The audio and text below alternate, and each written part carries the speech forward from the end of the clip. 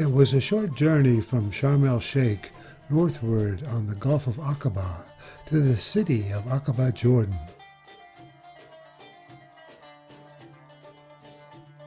Aqaba is the only coastal city in Jordan, and being on the border between Africa and Asia, it has long played a role as a trade center.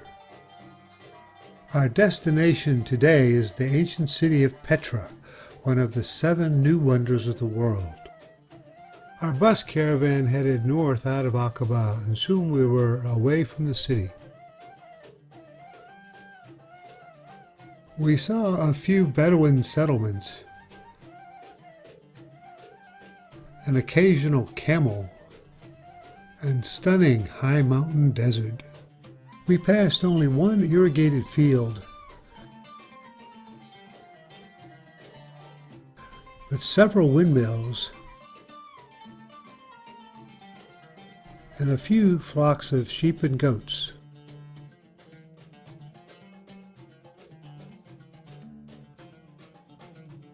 Our bus passed a lookout that provided a panoramic view of the Wadi Araba and the Shara Mountains. These ancient mountains are filled with crags and crevices from erosion that occurred over eons of time. In one of these valleys is the ancient city of Petra. The highway in the valley below was once the caravan route between Yemen and the ports on the Mediterranean. From 500 BC to 363 AD, the city of Petra was ruled by the Nabateans and flourished as a resting place for the caravan traders who paid a tax on their goods in exchange for food, lodging, and safe passage. Continuing on, we passed Jabal Harun, or Mount Aaron, named after the brother of Moses, who was buried at the top of the mountain. A mosque was erected there in the 14th century. We arrive at the town of Wadi Musa, which means Valley of Moses. We descend through the town, and in the valley below we arrive at the entrance to Petra. It's over a mile walk from the entry gate to the Treasury, where the city begins.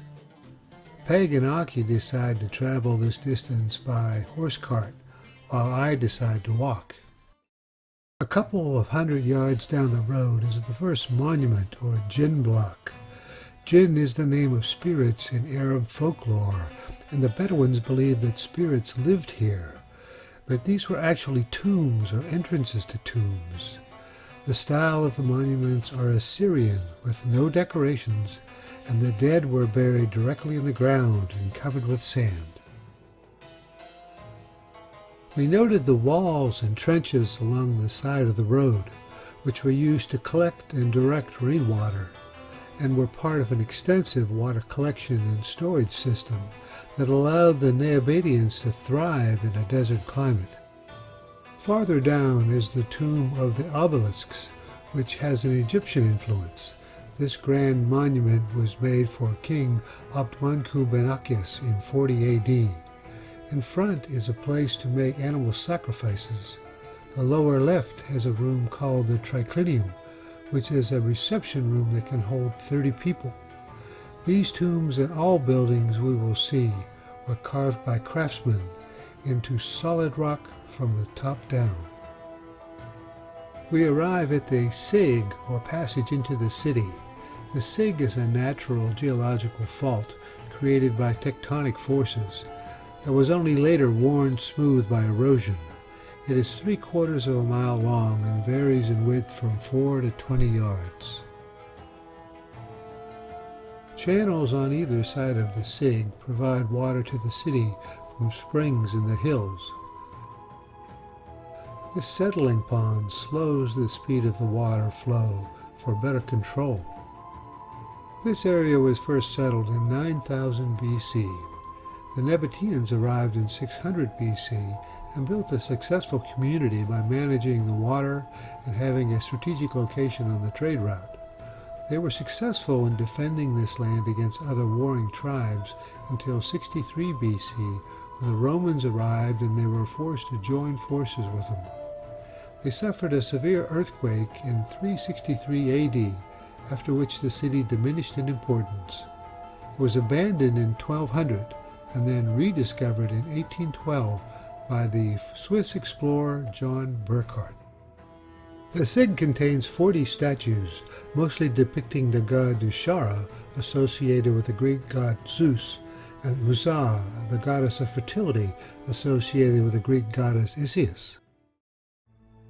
At the end of the Sig, we emerge to see the most important and striking monument in the city, the Kazne, also called the Treasury.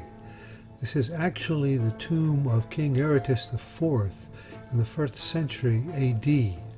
It is an engineering and artistic masterpiece in the Greco-Roman style with Egyptian decorations.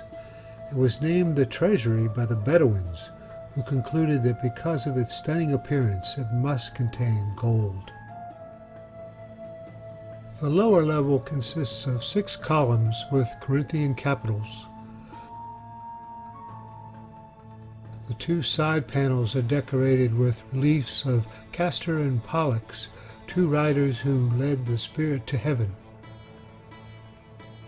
The upper level features a circular central building with 2 female warriors holding an axe over their heads. The entrance opens into 3 halls, the largest being 37 by 44 square feet. One additional feature is the footholds in the wall that allow someone using a rope to climb up the face of the building. Continuing past the Treasury, the path widens, revealing hillsides that are honeycombed with cave dwellings and tombs.